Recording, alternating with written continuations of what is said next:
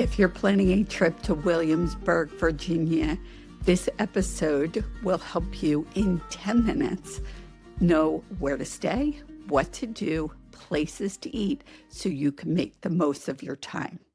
If you're new to Inspire Travels with Patti, I'm Patti Hunt, and I created this podcast to inspire you to live life more fully. And for me, that is through travel. Travel to me is around the world, across the country, or in your own neighborhood. That is getting out and having experiences. This is a new series that I'm calling Visit Destination in 10 Eat, Play, Stay. Today we're talking about Williamsburg, Virginia, and I love this area because it is easy to locate. You can access it off of 95 and 295. I love the historical areas, and there's a choice of so many things to do in this area, places to eat, so much to see. And the area is great for couples, for solo, and for families with kids. Let's start with where to stay. There are a lot of hotels in the area.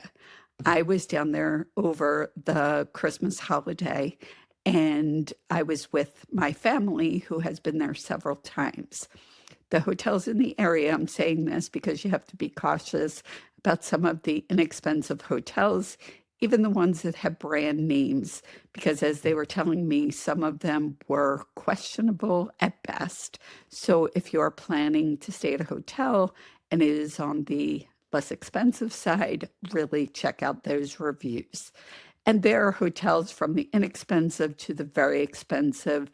The Williamsburg Inn is a 5-star hotel that is absolutely amazing. I'm sure it would be an experience in itself. And there are hotels in between, lots to choose from. We chose to stay at Vacation Village at Williamsburg, which is a community of separate apartments. So these are apartments that are 2-bedroom or 4-bedroom, and they are fully furnished. The 2-bedroom we were in had 2 full baths and a fold-down couch, a kitchen, coffee maker, microwave, large refrigerator, everything you need if you want to prepare meals as well. Within the community, there's also a swimming pool, activities, playgrounds for kids. So the Vacation Village is a really great option, especially if you're going to be in the area for an extended period of time. There's also a lot of campgrounds in the area. So if you're looking to RV, tent camp, or stay in a cabin, you have a lot of campgrounds to choose from. Thousand Trails Williamsburg is in the area, and I am a Thousand Trails member. If you're not a member, then you can still stay at the Thousand Trails Williamsburg, and you could just pay for it. If you have any interest in membership, if you have not heard about their new memberships, I highly recommend you reach out to the membership specialists that I know, love, and trust.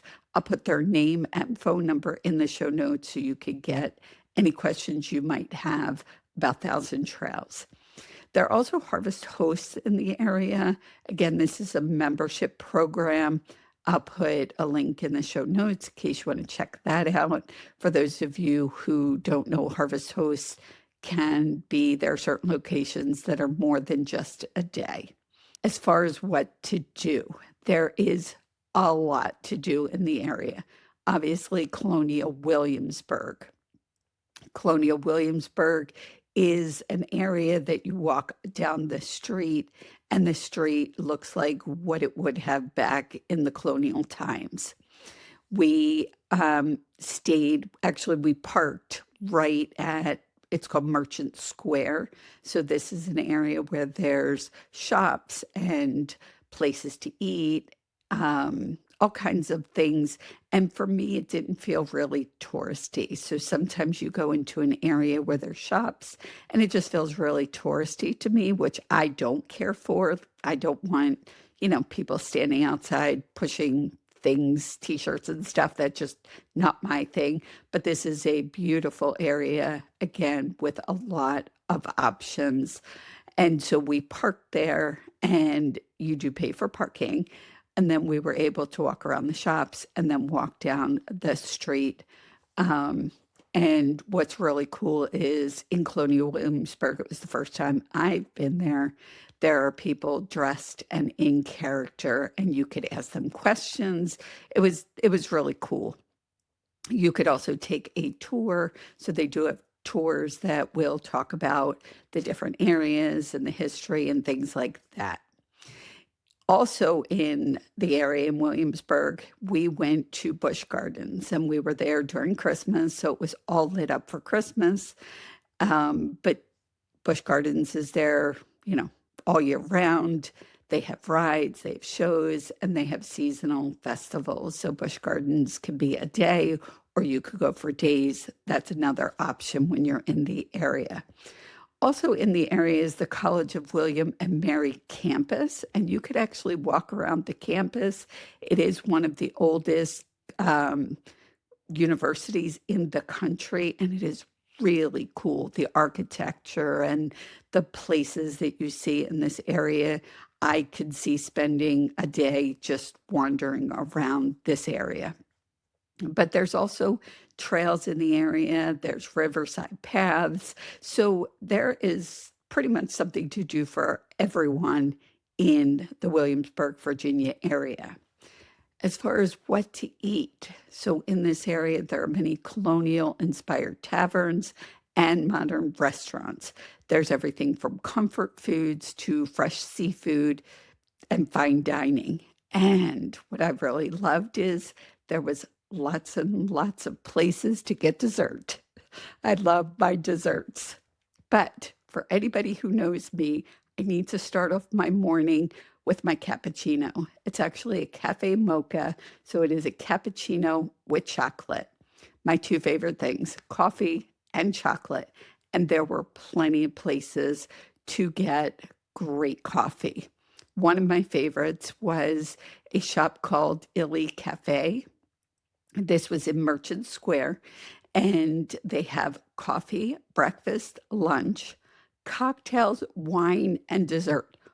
What more can you want? It has everything. It's a walk-up counter. It's very casual. Prices are decent. It was a great place to go.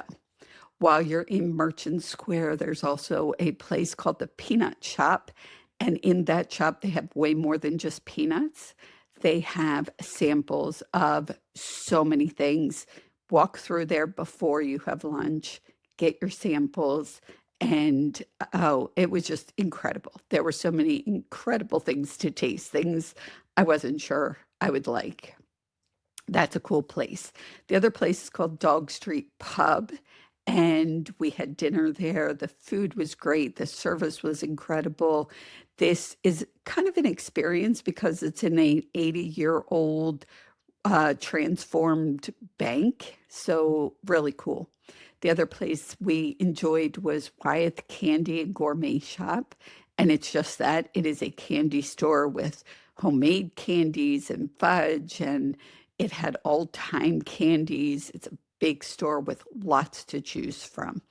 And that was a great place to get my candy fix, in all honesty.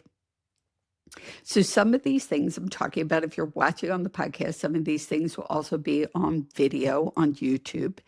And you could see some of the stores and places I went into. To be honest, I don't do a ton of recording. I want to enjoy where I'm at and what I'm doing, but I do want to bring you some great ideas of what to do as you travel. Some insider tips on parking. So you can park in Merchant Square. It is a small parking area, and you do pay for parking. We drove in. Again, we were there Christmas. It's a busy time of the year, but we found a spot. We just kind of waited for somebody to pull out. We pulled in. There are also parking garages. They do get busy. And then there's various other places you could park. If you're at a campground, you might want to Uber to the area. There are other choices. The other thing is We were there during a holiday season, so you may want to make sure you're getting reservations. I'll be honest, we did not have reservations. We were able to find places to eat. We did have tickets for Busch Gardens. They tend to get busy, so you want to plan those things ahead. The areas that we went to were accessible to wheelchairs and strollers, and you can find out everything you need to know by going to colonialwilliamsburg.org for the colonial area. And then you could go to visitvirginia.com to find out more about the Virginia area, and I'll put those in the show notes.